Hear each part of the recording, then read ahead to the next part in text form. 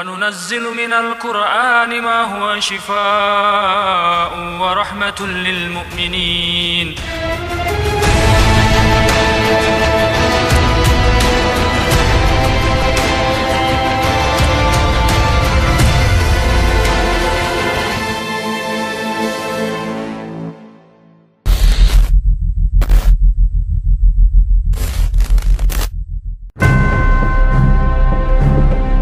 Assalamualaikum warahmatullahi wabarakatuh. Berikhtiar untuk menggapai kesembuhan di jalannya menjadi kewajiban seorang insan agar usahanya diridhoi Yang Maha Kuasa. Seperti yang dilakukan oleh keluarga Bunyanah ini, yang mencoba menggapai kesembuhannya dengan ruqyah syar'iyah. Kami baru saja tiba di rumah ibu 11 anak ini dan belum memulai terapi ruqyah syar'iyah. Namun, jin yang selama belasan tahun bertengger dalam tubuh Bunyanah telah ketar-ketir. A'udzu billahi samiil alim minasyaitonir rajim.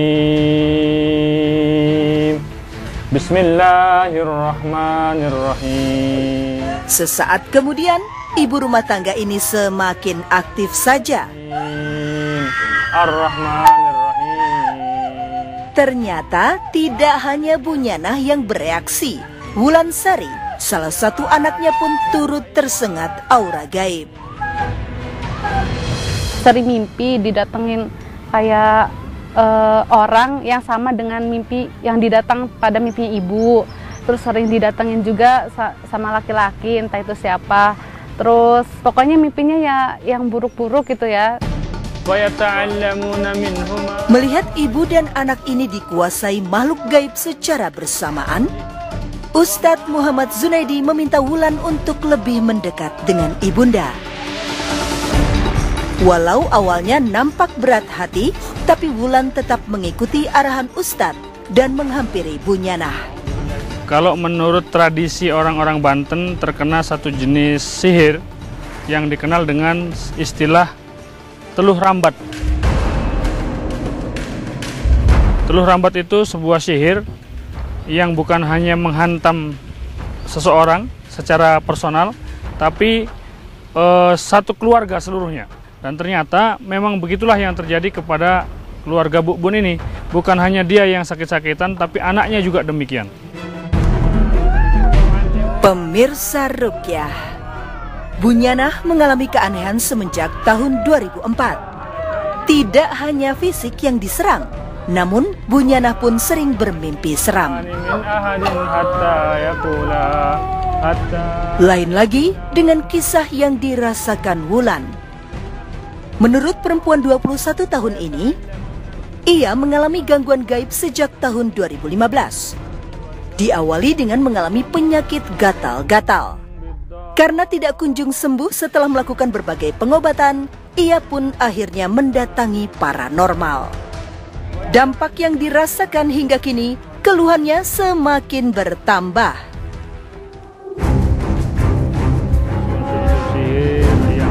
Pemirsa Ruqyah, setelah Bunyanah dan Wulan kembali tenang, Ustadz meminta mereka berdua untuk berdiri. Ar-Rahmanir-Rahim. Lagi-lagi mereka bereaksi berbarengan.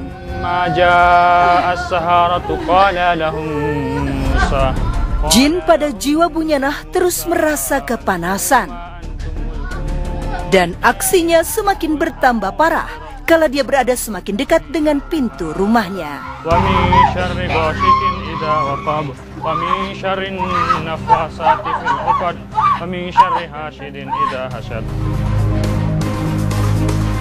Pengobatan untuk Bunyanah dan Wulan masih berlangsung. Sekarang, Ustadz meminta mereka untuk mengelilingi rumah. Bismillahirrahmanirrahim, pemirsa Ruqyah yang dirahmati Allah. Kita akan keliling rumahnya Ibu Gun untuk mencari sumber-sumber sihir atau jejak-jejak sihir yang mungkin tertanam di sekitar rumah beliau. Ya, kita akan ajak beliau bersama dengan putrinya untuk keliling rumah. Biasanya di simpul-simpul atau buhul-buhul itu berada, akan terjadi beberapa reaksi. Yang pertama, dia nggak sanggup melanjutkan perjalanan. yang kedua dia jatuh di situ, atau dia seperti ketarik ke satu tempat tertentu. Ya, kita coba untuk menyusuri jejak-jejak sihir yang mungkin ada di tempat ini. Kita berdoa dulu ya. Sebelum memulai tahapan ini, didahului dengan membaca doa terlebih dahulu. Muhammad wa ala ali sayyidina Muhammad. Allahumma bihaqqi asma'ikal husna, ya Allah, ya Rahman, ya Rahim, ya Qadir, ya Sami'u, ya Bashir, ya Dzul Jalali wal Ikram, ya Hayyu, ya Qayyum, ya Ahadu, ya Samad, lam yalid walam yulad walam yakul lahu kufuwan ahad. Bunyanah dan anak kedelapannya mulai mengayunkan kaki mereka.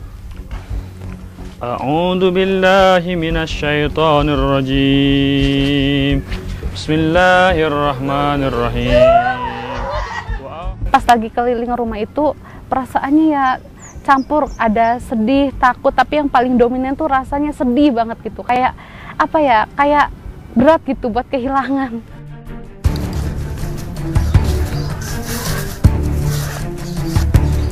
Di titik yang ketiga ini, mereka kembali aktif.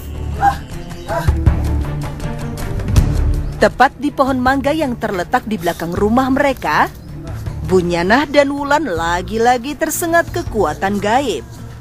Itu pohon bukan miliknya Ibu Bun atau Wulan atau keluarganya, tetapi itu pohon milik tetangganya. Tetapi ketika ibu dan anak ini sampai pada titik tersebut, sampai dekat dengan pohon itu, tiba-tiba jin yang ada di dalam tubuh itu kembali bereaksi aktif. Dia terus menarik pohon itu kuat-kuat, dia terus menangis, bahkan tubuhnya Wulan itu terus bergetar. Keanehan terus terjadi. Semakin mereka berusaha mendekati pohon itu, semakin jin yang ada dalam badan mereka tersiksa hingga mencoba melakukan segala upaya. Di pohon itu kayak ada sesuatu, cuman nggak tahu sesuatunya apa, cuma kayaknya sedih aja kalau ngelihat pohonnya itu, kayaknya pengen nangis gitu, kayak ya pengen nangis aja, sedih pokoknya, kayak saya bakal kehilangan ini gitu.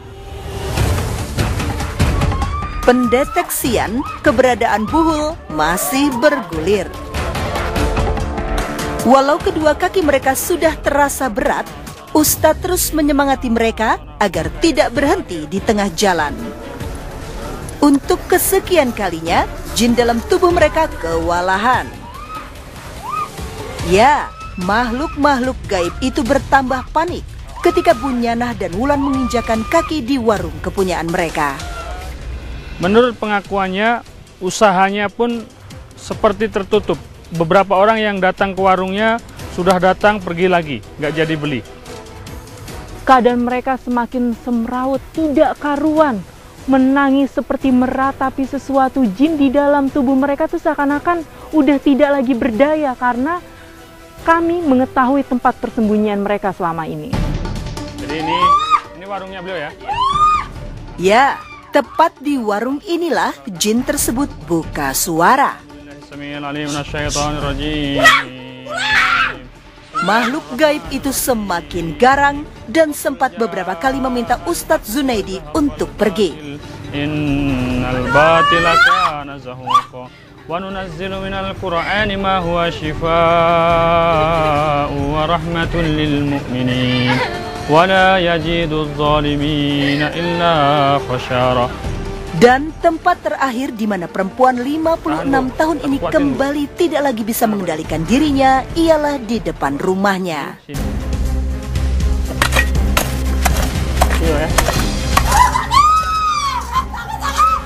Sayang, setelah digali, kami tidak mendapati apapun di titik yang ditunjukkan oleh Bunyanah. Ada beberapa titik yang tiba-tiba dia terjatuh, tiba-tiba dia seperti ketarik menunjuk-nunjuk ke satu tempat. Alhamdulillah kemudian kita terus bacakan di titik-titik tersebut dengan ayat-ayat Al-Quran, dengan ayat-ayat pembatal sihir, dan hingga kita keliling ke seluruh rumahnya memohon kepada Allah Subhanahu wa Ta'ala agar seluruh pengaruh-pengaruh sihir itu diangkat oleh Allah Subhanahu wa Ta'ala. Lambat laun Bun mulai merasakan satu kenyamanan. Dia merasakan bahwa tarikan-tarikan atau getaran-getaran yang sebelumnya menjalar di seluruh tubuhnya itu lambat laun menghilang. Kondisi perempuan yang tinggal di Kecamatan Citangkil, Cilegon, Banten ini lama-kelamaan berangsur membaik. Namun, ketika ia merasa sudah baikan dan kembali melangkahkan kakinya memasuki rumahnya, sekejap saja Bunyanah bereaksi.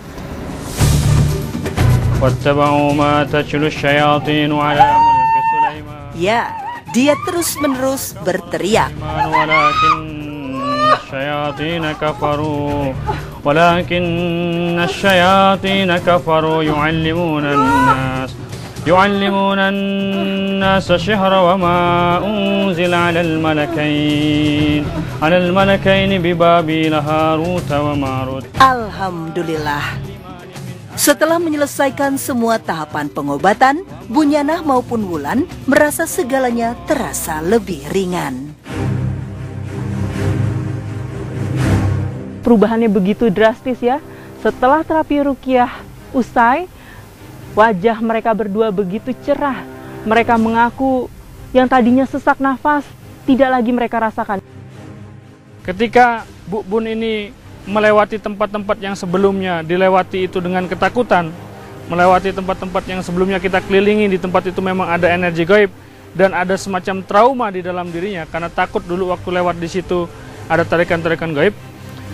Trauma inilah yang kemudian bisa mengaktifkan pengaruh-pengaruh sihir yang sebelumnya ada. Ya.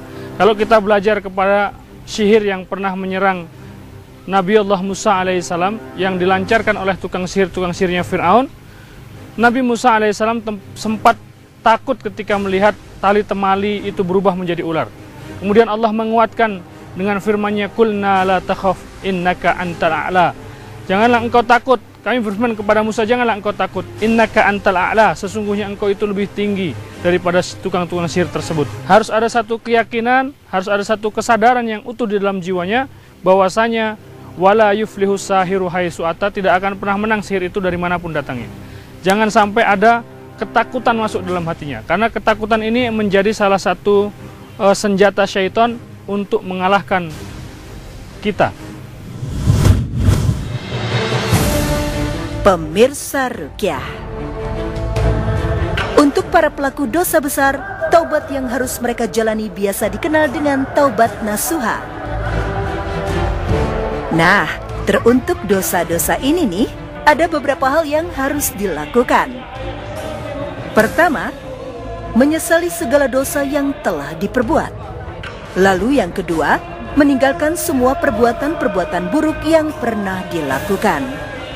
Selanjutnya yang terakhir adalah berniat tidak akan melakukan lagi dosa-dosa itu untuk selama-lamanya.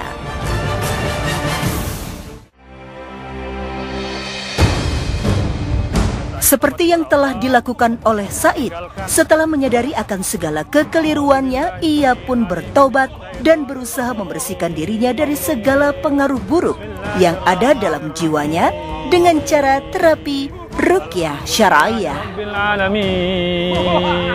Baru saja berniat berlepas diri dari pengaruh-pengaruh negatif, tiba-tiba saja jin yang ada di dalam tubuhnya unjuk gigi dan menunjukkan eksistensinya.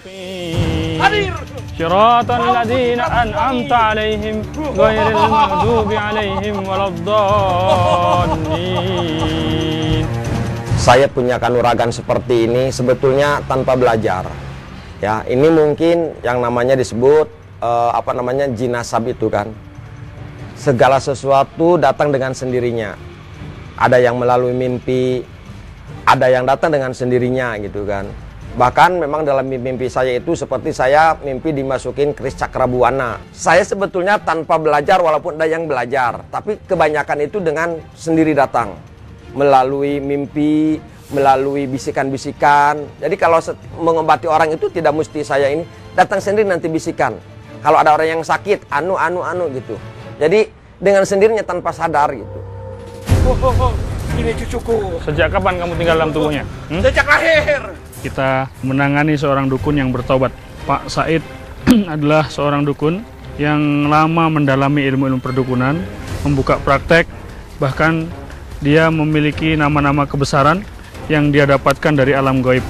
Namanya adalah Ki Gentar Bumi, ya, kemudian Ki Wijaya Kusuma yang mendapatkan gelar-gelar tersebut dari bisikan-bisikan yang katanya adalah guru gaibnya. Ya ma'saral jinni wal insi in istata'tum an tanfudu min aqtaris samawati wal ardi fanfudu la tanfuduna illa bisultan. Tingkah jin tersebut bermacam-macam dan sempat mengaku sakti. Yursalu alaikum ashwadun min nari wa nuhasun fala tantashiran fabi ayyi ala'i rabbikuma tukadziban. Ngapain suruh hadir? Memang sakti dia? Ya. Coba mana saktianya? Ya. Mana saktianya? Tapi semua yang diperbuatnya sama sekali tidak membuat ustadz-ustadz muda ini ketakutan. Justru Ustadz Zunaidi dan Ustadz Aden terus melantunkan firman-firman Allah Subhanahu wa Ta'ala. La ilaha illa huwa rabbul arsyil karim wa man yad'u ma'allahi ilahan akhar la burhana lahu bihi fa innama hisabuhu 'inda rabbih innahu la yuflihul kafirun. Minyak sakti bayau itu kemana? Anta khairur rahimin. Ya, pemirsa Rukyah, dari sebelum Rukyah dimulai, Pak Said sudah mulai tersengat energi gaib ya. Beberapa kali bisa kita perhatikan jin itu yang awalnya congkak atau sombong gitu, belagak sombong. Tapi lama-kelamaan dia pun tidak kuasa mendengar ayat suci Al-Quran dibacakan oleh Ustadz Junaidi dan Ustadz Aden gitu. Sehingga dia berusaha untuk memanggil seluruh teman-temannya yang ada di sekitaran sini.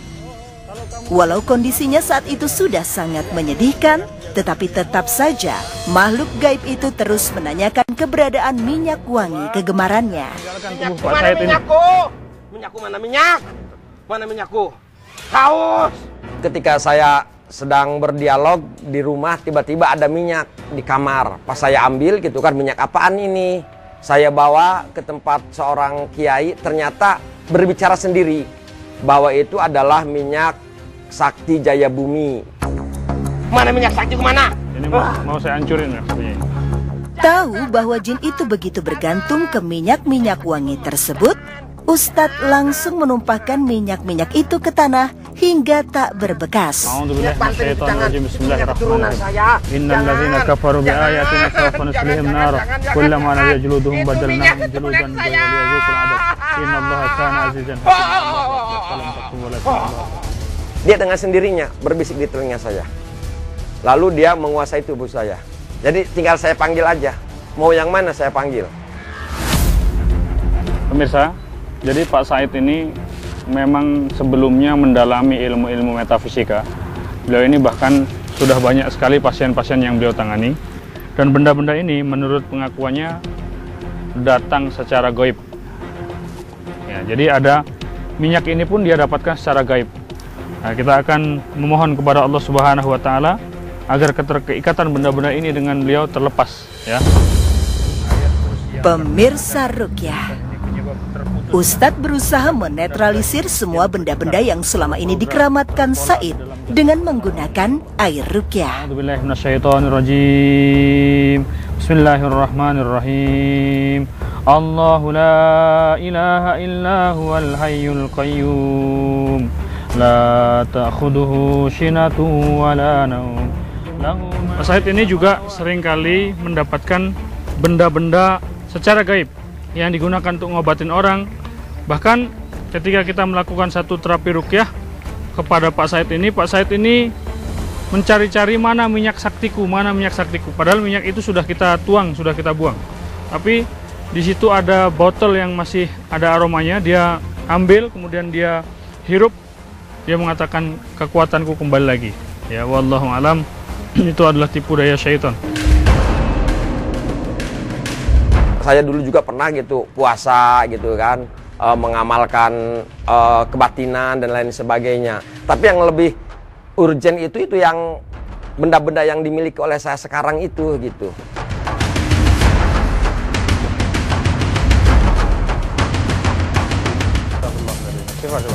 Pemirsa Rukyah, lihatlah, energi jin itu semakin terkuras. Dia pun nampak sudah menderita.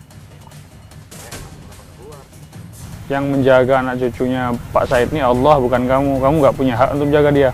Ya keluar semuanya, ikuti teman-teman kamu yang sudah pada keluar dengan penuh penyesalan.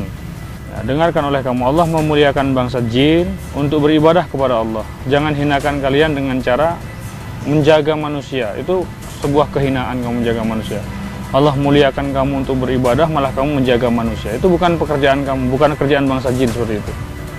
Ya, kalian sedang merendahkan diri kalian sendiri. Maka hari ini saya mengajak kamu pada sebuah kemuliaan yang akan memuliakan kamu. Untuk melemahkan semua kekuatannya, Ustadz membacakan ayat-ayat ruqyah. Bismillahirrahmanirrahim. Allahu waliyul ladina amanu yukhrijuhum minaz zulumati ilan nur. Yang membuat saya sakit itu memang memiliki benda-benda yang seperti itu adalah ketika saya sakit itu tidak bisa diobati. Anehnya lagi harus minum air rendaman tanah kuburan orang tua. Itu yang menyebabkan saya kadangkala pengen gitu melepas itu semua. Kenapa? Karena efeknya buat diri saya itu berat, sakit. Jadi kadangkala kayak orang gila gitu kan. Alhamdulillah, setelah berjuang maksimal, akhirnya jin-jin itu pun menyerah jua dan pergi meninggalkan diri Said. Kita lihat kesungguhan Pak Said untuk bertobat kepada Allah Subhanahu wa taala, kesungguhan Pak Said untuk bertobat dari ilmu-ilmu perdukunan yang dia pernah pelajari. Ini tidak sia-sia, ternyata Allah Subhanahu wa taala kemudian menolongnya. Ya, melalui satu proses ruqyah yang cukup panjang, melalui ikrar-ikrar yang diucapkan secara bertahap dan kemudian dilanjutkan dengan pemusnahan benda-benda kesaktian atau benda-benda yang sebelumnya diyakini bisa mendatangkan pertolongan. Itu alhamdulillah Pak Said kemudian berhasil melepaskan seluruh hodam-hodam yang pernah dimilikinya dengan izin Allah Subhanahu wa taala. Sekarang alhamdulillah kayak manusia baru lahir gitu ya. Bener. Jadi nggak ada beban apa-apa gitu sekarang mah. Jika betul-betul hijrahnya karena Allah Subhanahu wa taala, betul-betul ingin meninggalkan segala macam bentuk kesyirikan dan ilmu perdukunan yang pernah dipelajarinya, jangan pernah sayang dengan benda-benda pusaka yang pernah dimiliki apapun bentuknya. Sebaiknya semuanya dilepaskan, semuanya ditinggalkan, termasuk ritual-ritual, zikir-zikir, wirid-wirid yang selama ini pernah dibaca untuk mengundang hodam-hodam tersebut, yaitu ditinggalkan dan dilepaskan semuanya. Kemudian digantikan dengan amalan-amalan sunnah, sholatnya berjamaah, ditambahkan dengan sholat-sholat sunnah. Kemudian usahakan setiap hari membaca ayat-ayat Al-Quran. Ya, insya Allah ini jadi benteng yang sangat kuat, dan hodam-hodam itu tidak akan datang lagi dan tidak akan terwariskan kepada anak cucunya. Karena innallaha yuhibbut tawabin wa yuhibbul mutatahhirin. Allah menyukai orang-orang yang bertaubat dan Allah menyukai orang-orang yang terus-menerus mensucikan diri. Jadikan sisa-sisa umur kita menjadi sisa-sisa umur kita untuk mensucikan diri terus-menerus sampai Allah Subhanahu wa taala mencabut nyawa kita dalam keadaan sudah bersih. Tidak ada orang yang tidak berdosa, tidak ada orang yang tidak pernah melakukan kesalahan, tapi bagaimana kita lebih cepat mengakui kesalahan di hadapan Allah, bagaimana kita lebih cepat mentaubati dosa-dosa kita. Semoga Allah Subhanahu wa taala membersihkan kita semuanya dari dosa-dosa yang pernah kita lakukan.